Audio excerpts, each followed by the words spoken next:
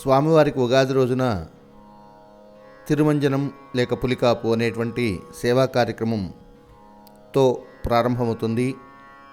అదే శుక్రవారం నాడైతే స్వామివారి యొక్క మూలవరులకు తెల్లవారుజాముననే యథావిధిగా శుక్రవార అభిషేకం పూర్తవుతుంది.